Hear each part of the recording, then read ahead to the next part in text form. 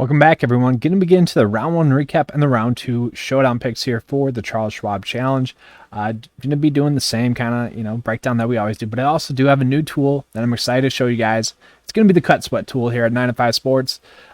Just another little fun tool to kind of use for your Thursday and Friday cut sweats that you got going. We'll touch on that here in a second, but always I'd like to cover that ownership first. So just talking it over, I was really shocked to see that like Brian Harman got that high owned, coming off of a miscut that was a little bit worrisome. Now, he did rank out well, and so are the other two players that I'm going to mention here, but just kind of one of those things that you want to do when you're building your cash builds and even your main builds. You do not want to be targeting players that are coming off of a miscut, typically speaking, okay?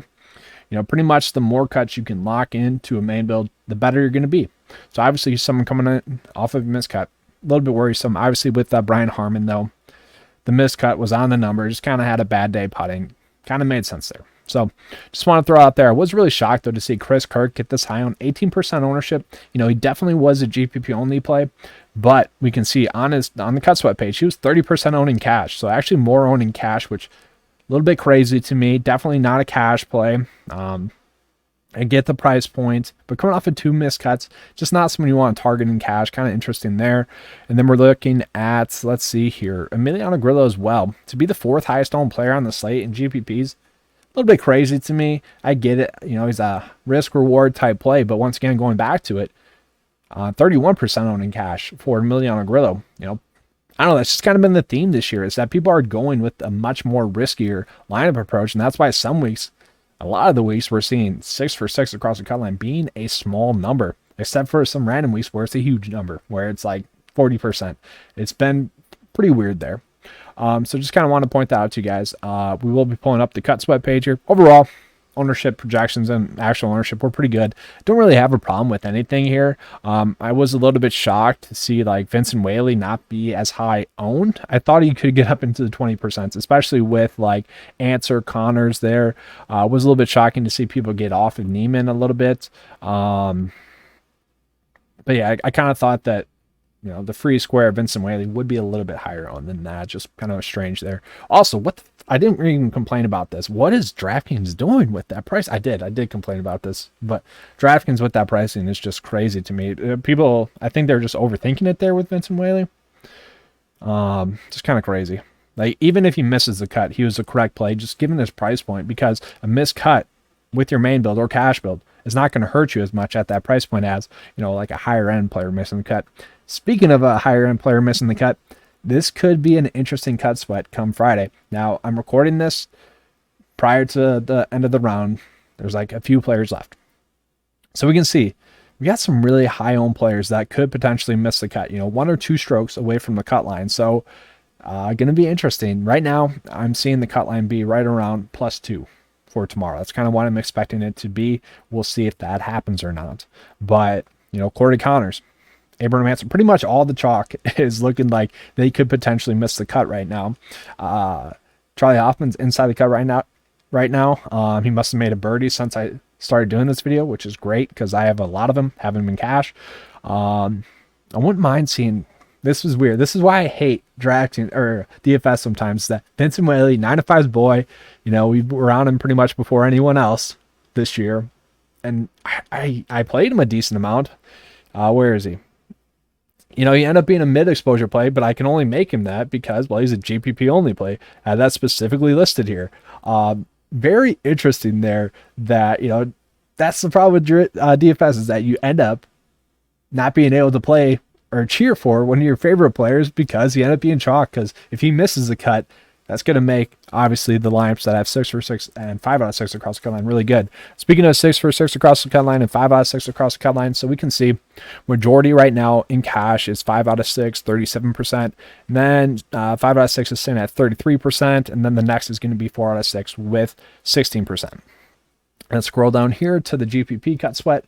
These are both going to be for the highest contest amount or highest contents entries allowed in single entry contests. So this is for the GPP, the one that had the most players in it. Let's see here. The highest own miscut right now is Justin Thomas, which is kind of crazy. I did think he'd be higher owned, but he didn't end up being that chalk. So once again, I'm kind of cheering for Chris Kirk to miss the cut, just for my purposes. We can see that the number of 6 for 6 lineups is a little bit lower here, with the 5 out of 6 being the norm there as well. So kind of interesting week there in cash and in GPPs. But let's break down that leaderboard here for you guys. So let's zoom this in real quick. There we go. All right, so pulling it up. Let's just look at kind of how the model's doing compared to projected cut. So let's just do top 10 in the model, or top 20. Let's do top 20 in the model. So top 20 in the model, there's 2 players that are expected to miss the cut right now. Matthew Naismith, who I think we'll touch on him. Maybe, I don't know. I haven't looked at it yet. And Justin Thomas, who I'm pretty sure we'll touch on. So those 2 are only ones that are projected to miss a cut. So model doing really well. And let's just see, let's see just stat fit. I'm kind of curious about stat fit as well. Top 20 stat fits. Let's see. A little bit different, obviously. It's always going to be a little bit different. Top 20 stat fits. So 3 miscuts. Ryan Palmer. That's a name that I chose to fade. I saw a lot of people kind of saying, home course narrative. Well, his course history hadn't been that good. It's been mixed bag of results. And that's kind of the theme with these players playing at home. It's that it almost puts a little bit too much pressure on them to play well. And a lot of them end up missing the cut. Now, when they don't miss the cut, they really do go out and dominate, get like a top 10 finish. So there is appeal there, but I don't know, he was more of a fade for me this week. But just kind of interesting there. Let's get into those round 2 showdown picks. Obviously, we want to go by players that are most likely to have good round 2. This is how we have pretty much the best success in round 2 and round 3 is kind of focusing on this, maybe doing a hybrid approach. So what's nice about this one this week is that we're seeing some players like Justin Thomas popping up in both. That means he should be a great play. So top 5 in round 2 regression, which for this is just, who is most likely to have a better round. We can see Brian Palmer, Lucas Glover, Matt Kuchar, Kevin Na, Justin Thomas, Matthew Naismith. Yes. All right, we can play him. There we go. All right, I was kind of worried. All right, we can play him. So what you would want to do, though, is you want to be targeting that morning tee time. It's not like specifically playing in the morning is going to make sure that they have a better round. It's just we're playing the odds. That's like what we do in PGA DFS. You just play the odds.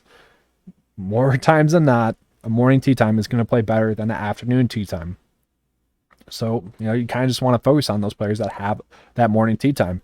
And I'm going to be focusing on the players here that are most likely to have a better round, that also have that nice tee time. So, like JT and Matthew Naismith, probably going to be on him a decent amount. Charlie Hoffman as well, going to be on him a decent amount. Even Abraham Ancer, going to be on him a decent amount as well. All players that are expected to have a much better round. Heck, Colin Morikawa ranking out first in Showdown rank.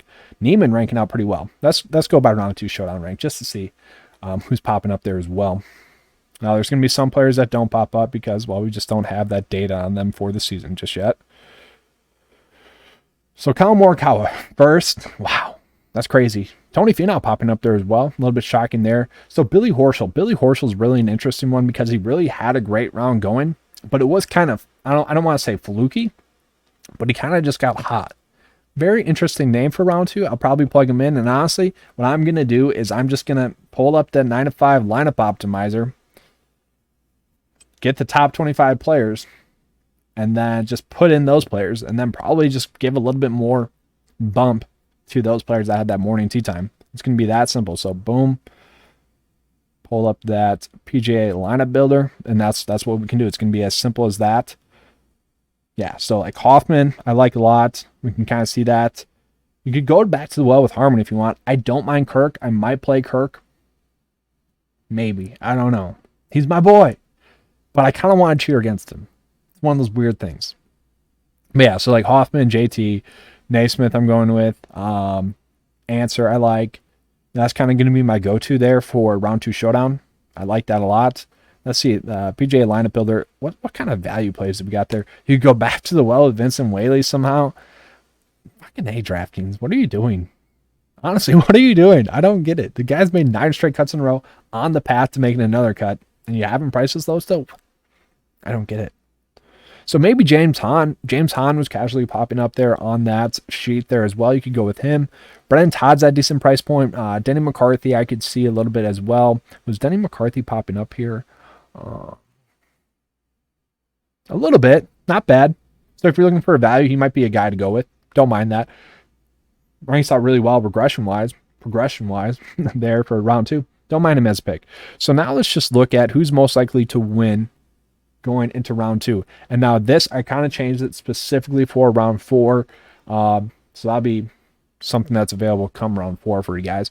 But we can see, let's just sort it. Most likely to win heading into round 2, which now it's been 2 weeks here in which it hasn't produced the winner. Like, I think it's been 9 out of 11 weeks it's produced the winner from like the top 11 or better. And like all but 3 of those weeks were from the top 7 or better, I think. And all but 4 of those weeks from the top 5. So the point here is that this is pretty darn accurate with telling you who the winner is going to be heading into that round, for round 2 specifically. So, you know, guys, Jordan Spieth, I think this is his to lose. I do. I really think it is. But we got Sergio popping up there. Sergio is weird because he has been a good staff at really this whole year. Just, he needs to piece it all together. Jason Kokrak casually popping up top 3. That's a little bit shocking to me. Let's see some other names. So Taylor Gooch is really popping up there. I'm kind of curious to see why. So he's currently in 8th place. You know, ranked out okay. Model-wise, that's not bad. Don't mind that. Let's see Patrick Reed.